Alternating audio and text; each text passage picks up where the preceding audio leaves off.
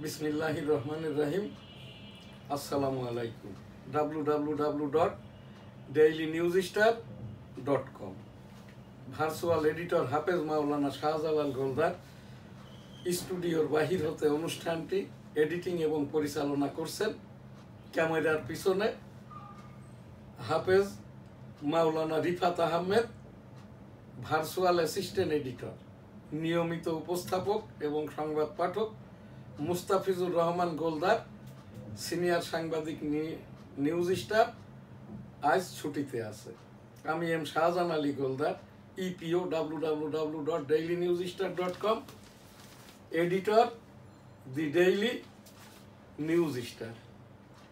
News star গ্রুপের সংবাদপত্র weekly Jessore Times, সাপ্তাহিক বাংলার 21, সাপ্তাহিক 21, দৈনিক বেনাপোল, দৈনিক সবার আগে, দি ডেইলি নিউজ স্টার, সাংবাদিক সংগঠন সম্মিলিত সাংবাদিক জোট, আর্থিক প্রতিষ্ঠান Al Madina money changer company limited, hotel Benapole আবাসিক, ধর্মীয় প্রতিষ্ঠান গোলদাস সিটি জামে মসজিদ, গোলদাস সিটি, বেনাপোল সিটি, যশোর। আমি এম শাহজাহান আলী গোলদার 40 বছর থেকে এই যে গোলদাস সিটি জামে মসজিদের প্রধান মোতোয়াল্লি, তাবলিকি মুরব্বী, বর্তমানে গোলদাস সিটি জামে মসজিদ, বেনাপোল, যশোর সভাপতি। আমাদের যেটা স্টেট এরিয়া সারসা উপজেলায় 80 বছর পূর্ব হতে তাবলিকি মার্কাজ মসজিদ, আমার নানা হজ করেছে এখন থেকে প্রায় 80 বছর পূর্বে সেই সীমান্ত শহর বেনাপোল রণাঙ্গন, সেখানে সাদিপুর গ্রামের যেটা জামে মসজিদ, এটাও তাবলিকি মার্কাজ মসজিদ 80 বছর আগে থেকে। এখন থেকে 165 বছর পূর্বে এই যে পাক কালাম হাদিস প্রচারের জন্য, তাবলিকের জন্য ইলিয়াস রহমতুল্লাহ আলাইয়ের মাধ্যমে ওই বেনাপোল, ওই পাশে ইন্ডিয়াতে বনগাঁ, যশোর, নোয়াপাড়া, খুলনা, বাগেরহাট, এরপরে আর কি এই যে মধুমতির পাড়ে এখানটায় যেরকম করে আর কি বঙ্গবন্ধুর পরিবারটা আসেন 1459 খ্রিস্টাব্দে, এই রকমই আর কি ইলিয়াস রহমতুল্লাহ আলাইয়ের মাধ্যমে ওই সেই দেওবান্ধ হতে আর কি 165 বছর পূর্বে এই বঙ্গে অর্থাৎ বাংলাদেশে, তখন তো ছিল ব্রিটিশ সরকার আর কি, সেই আমল থেকেই তাবলিগটার আবাদি এখানটায় আর কি। আমার ছেলেটা হাফেজ মাওলানা Shahjalal Goldar International Islamic University থেকে এই যে দাওরা হাদিসের উপরে ইফতা বা মুফতি ফারেক আর কি মাওলানা টাইটেল পাস। আমার এই যে অনুষ্ঠান পরিচালনা করছেন এখান থেকে ভার্চুয়াল অ্যাসিস্ট্যান্ট এডিটর হাফেজ রিফাত আহমেদ, এরাও সব মাদ্রাসা পড়ুয়া। আজ আমার যে প্রোগ্রাম দিয়েছেন, আজ শনিবার এনএসটিভি নিউজটা আজকে করব শেষে, তারপরে পীর মুরিদি। শুরুতেই আর কি দৃষ্টিপাতের আজকের বিষয় এই যে জাতীয় মসজিদ, বাইতুল মুকাররম, জুমার নামাজ এবং কাকরাইল মার্কাজ মসজিদ যেটা, এখানকার জুমার নামাজ। সেই সাথেই আমি 2016 থেকে এই পর্যন্ত একাধিকবার পাক আল্লাহ পাক রাব্বুল আলামিনের যে ঘর, আল্লাহর ঘর, পবিত্র মক্কা নগরীতে পবিত্র কাবা শরীফ, মহানবী মুহাম্মদুর রাসূলুল্লাহ সাল্লাল্লাহু আলাইহি সাল্লামের রওজা মুবারক, মসজিদে নববী, মসজিদে মদিনা মুনওয়ারায় আর কি, যেখানে রাসূল সাল্লাল্লাহু আলাইহি সাল্লামের রওজা মুবারক, এই জায়গাতেই আমি একাধিকবার গিয়েছি, একাধিকবার জুমার নামাজটাও পড়েছি। সেইটাই আজকের দৃষ্টিপাতের বিষয় আমাকে দিয়েছেন হাফেজ রিফাত আহমেদ এবং এই যে অনুষ্ঠান পরিচালক হাফেজ মাওলানা শাহজালাল গোলদার। দৃষ্টিপাতের এই বিষয়টি বলার আগে আমার পরিচিতিটা আমি কেন বললাম এইটা বলার প্রয়োজনটা আছে, এবং মাওলানা সাহেবদের নামও বা কেন বললাম সেটারও প্রয়োজন আছে। এই ছাড়া হাফেজ সাহেব ওই যে রসুল সাল্লাল্লাহু আলাইহি সাল্লামের কিতাব আর বুখারী হাদিসটা দাও, ওই এইটা আমার প্রকাশনীর যে এইটা হলেই চলবে, বুখারী হাদিস এবং বিশ্বনবী হযরত মুহাম্মদ সাল্লাল্লাহু আলাইহি সাল্লামের জীবনী কিতাব, এই দুইটা আমার বিজনেস ইন্টারন্যাশনাল, যেটা বাংলায় অনুবাদিত হয়ে এই যে আমেরিকা, ইউরোপ সহ প্রতিবেশী দেশ ভারত এবং বিভিন্ন পৃথিবীর বিভিন্ন দেশে রপ্তানি হয়ে থাকে।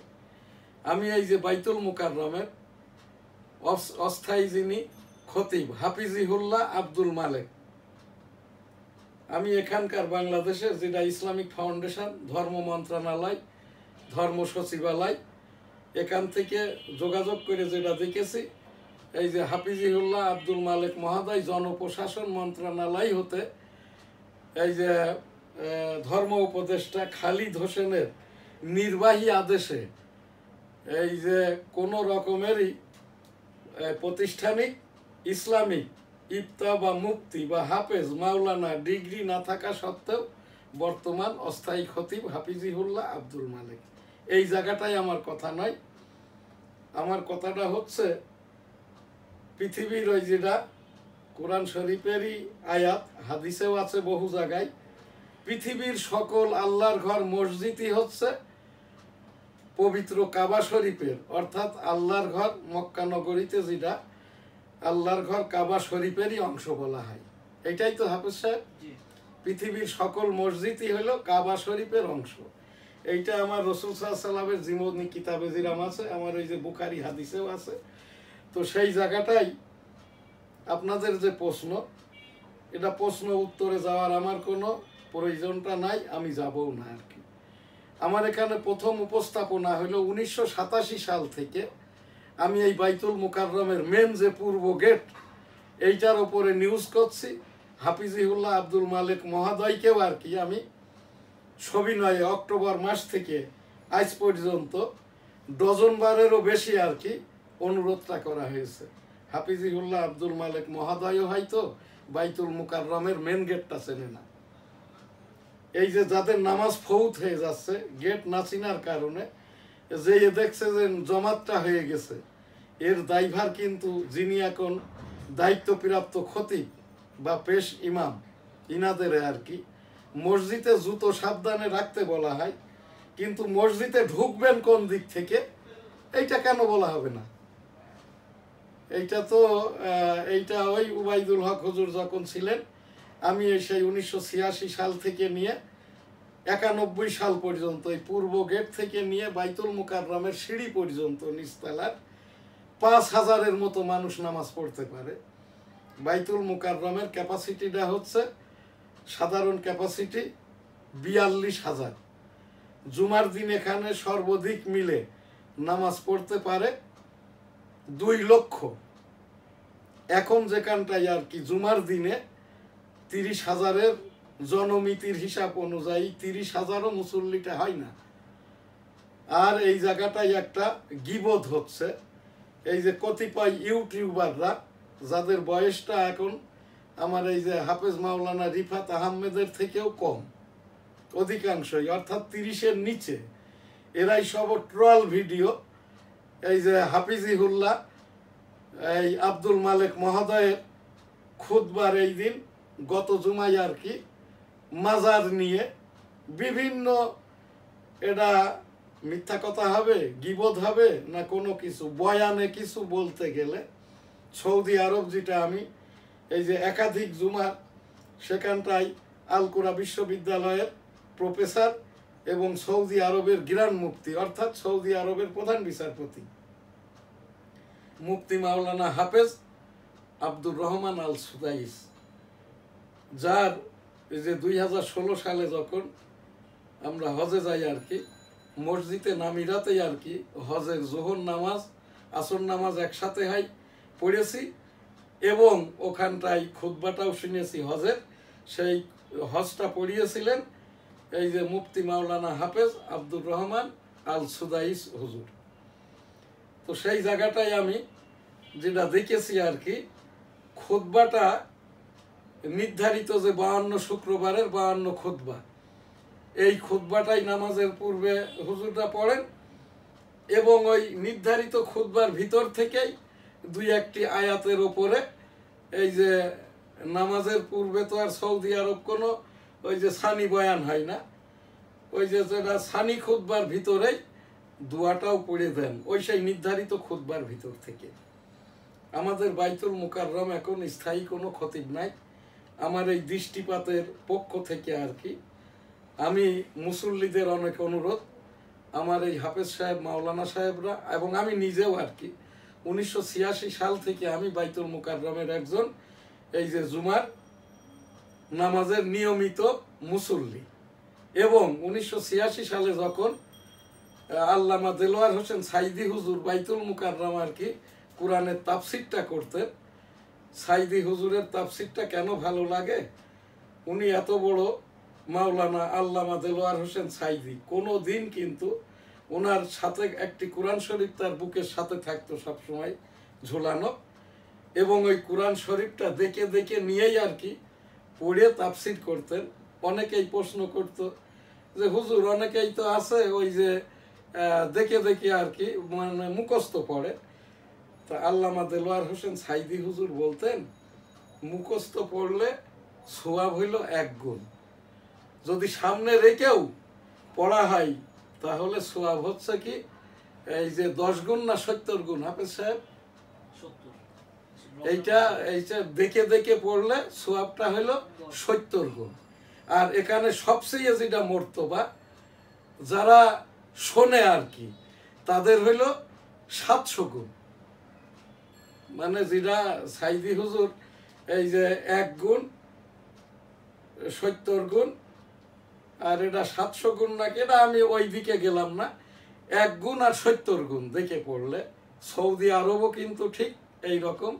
যখন আমি আমেরিকাতে গিয়েছি 26 বছর পূর্বে, আমেরিকার একটা ওই মসজিদে আর কি যখন এই যে জুমার নামাজ পড়ছি তখন ওই হুজুর দেখে দেখে খুতবাটা পড়লেন, বিষয়ভিত্তিক খুতবা। প্রথমেই বলে নিলেন ইংরেজিতে আরবিতে আর কি যে আজকের নির্ধারিত খুতবাটা হচ্ছে যেমন এই যে এই তোমার সুদকে কি বলে রিবা, আর ওই নিসা সূরাতে আছে আর কি তোমার এই যে জিনা ব্যভিচার ডিভোর্স বিবাহ এইগুলো সব জিনা এই তোমার সূরা নিসার ভিতরে না, তো ওই জায়গার থেকে ওই বিষয় ভিত্তিক ওখান থেকে নিয়ে এইবার ওইটার ওপরেই আর কি ওই যে প্রথম এই পৃথিবীর কোনো দেশে আর কি জুমার খুতবার আগে কোনো বয়ানটা কেউ করে না আর কি, ওই যে খুতবার ভিতরেই আর কি যেটা আছে নির্ধারিত খুতবা পড়ে দেয় আর সানি খুতবার ভিতরে দোয়াটা পড়ে দেয়। আমার এখানে আর কি গত জুমায় আর কি যেটা মাজারের উপরে যেটা ইউটিউবে দেখেছি, মাজারের উপরে এখানটায় এই যে হাফিজিহুল্লাহ আব্দুল মালিক মহোদয় বলছেন এই যে যেটা গোলাপ শাহ মাজারকে মিন করে এখানে একটি মসজিদ ছিল আর একটি মাজার ছিল, তো এই মসজিদটাকে নিয়ে গেছে সারোয়ার্দী উদ্যানের ভিতরে, মাজারটার ভিতরে কোনো লাশ আছে বা নাই, থাকতেও পারে নাও পারে।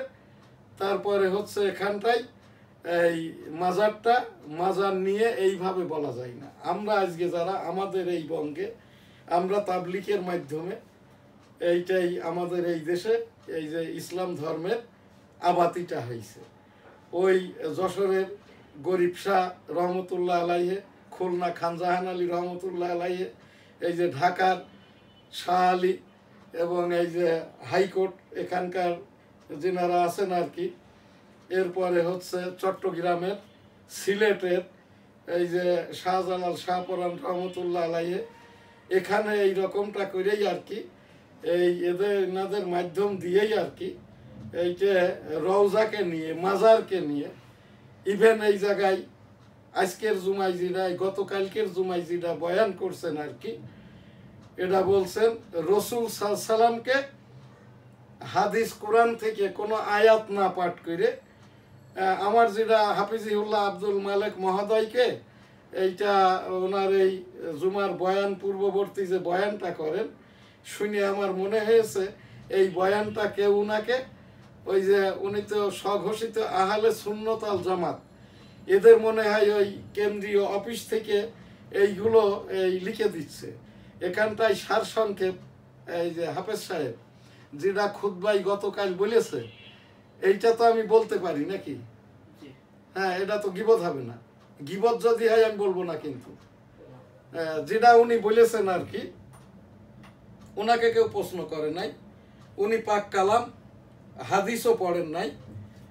উনি বলছেন আর কি, এই আমাদের নবী, আমাদের রসুল্লাহ সাল্লাল্লাহু আলাইহি সাল্লাম যতবার আর কি জানতে অজান্তে আকারে ইঙ্গিতে যারাই যখনই বলবে এই যে আহলে সুন্নাত আল জামাত, এদেরকেই ধরে নিবা, এরাই কিন্তু সেই ওহাবি, এরাই খারেজি, এরাই জায়ানি হুদি, এরাই হচ্ছে ওই যে সুন্নি কাদিয়ানি, সুন্নি শিয়াবাদে যারা আর কি। শিয়া তো 11টা গ্রুপ। কয় মিনিট হয়েছে গো? আচ্ছা, আমার সংক্ষেপ করতে হবে। এই শিয়াদের একটা গ্রুপ, যেটা এখন ইরানের আলী খামেনি, আর ওই ইরানের যে রাজা হইল রেজা শাহ পরিবার আর কি। তো এখানটাই আর কি এই যে তোমার এই সৌদি আরবের যে শাসন ব্যবস্থা, এখানটায় কিন্তু কওমটা হইল সুন্নি, মাযহাব পালন করে হানাফি, কিন্তু পবিত্র মক্কা শরীফে এবং পবিত্র মদিনা মুনওয়ারাতে এবং রাসূল সাল্লাল্লাহু আলাইহি সাল্লাম যেখানে এই যে শুয়ে আছেন রওজাতে আর কি, যেখানে যেভাবেই আর কি জুমার নামাজটা হয়, জুমার বয়ানটা হয়, জুমার খুতবাটা হয়, ওই 52 শুক্রবারের নির্ধারিত ওই দিনের খুতবাটা পড়া হয়, ওই দিনের উপরেই সানি বয়ানটা হয়। এখানে গত শুক্রবার এটা আমাদের এই 52 খুতবার বহির্ভূত এবং হাদিস কোরআনের আয়াত থেকেও নেওয়া নাই।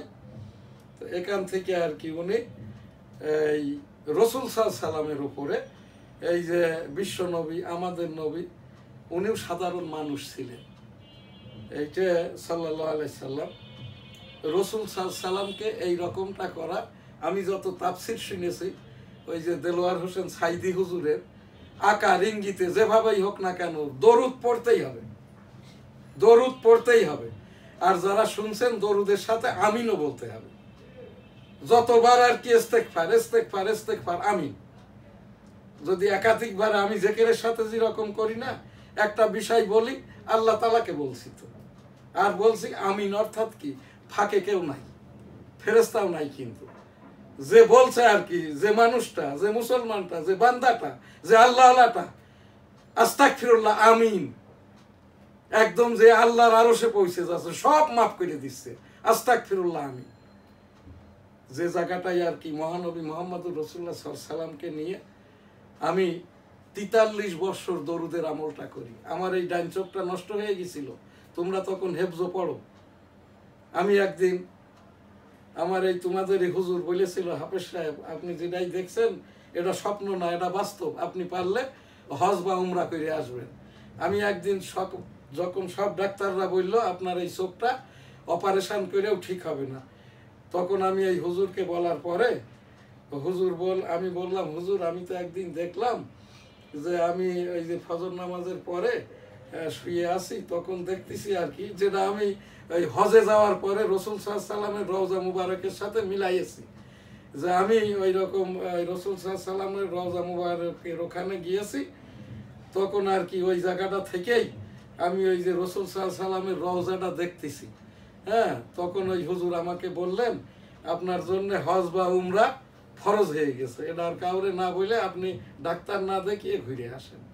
তারপরে তো আল্লাহ তাআলা রাব্বুল আলামিন আমার এই যে চোখটা ভালো হয়। তো এই জায়গায় আমার